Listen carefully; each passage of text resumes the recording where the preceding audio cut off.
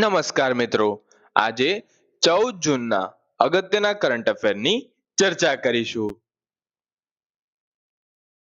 International albinism awareness દિવસ ક્યારે ઉજવવામાં આવે છે?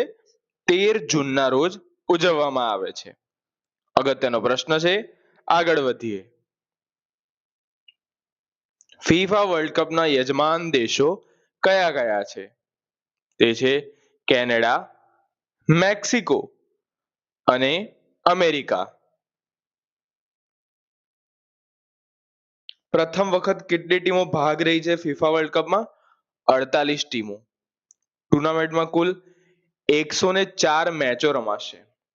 મેચો 16 હોસ્ટ શહેરો અને સ્ટેડિયમમાં યોજાશે. અને મેક્સિકો વિશ્વનો માત્ર પ્રથમ દેશ બનશે જે ત્રીજી વખત ફીફા વર્લ્ડ કપનું આયોજન કરી રહ્યો છે.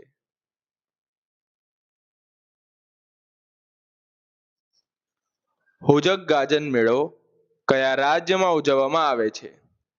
પશ્ચિમ બંગાળમાં. ખૂબ ચર્ચામાં રહ્યો હતો, યાદ રાખજો, પૂછાઈ શકે છે. शाबाश बेटा, बहुत बढ़िया.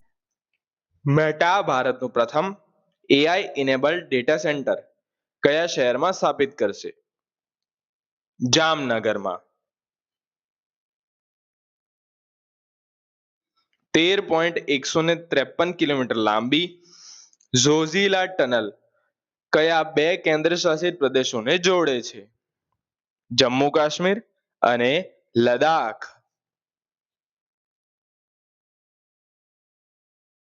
હવે આ ટનલ છે ને, એની લંબાઈ 13.153 કિલોમીટર, ઊંચાઈ કે તો 11,578 ફૂટની ઊંચાઈ પર વિશ્વની સૌથી લાંબી કહી શકાય કે single tube directional road tunnel છે.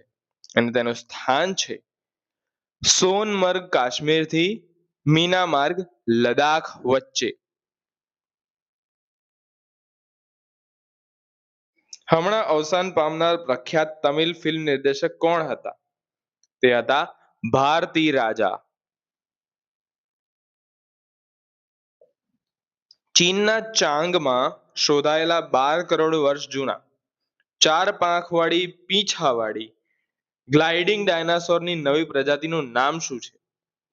12 કરોડ વર્ષ જૂની ગ્લાઇડિંગ ડાયનાસોરની પ્રજાતિ જેનું નામ છે ઝિયાન ચાંગમેન્સિસ.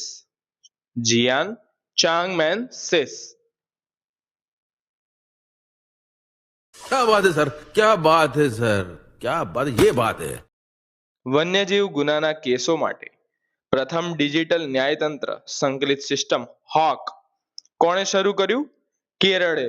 સિમ્પલ યાદ રાખો કે હોક વન્યજીવ ગુનાના કેસો માટે કોણે શરૂ કર્યું? કેરળે.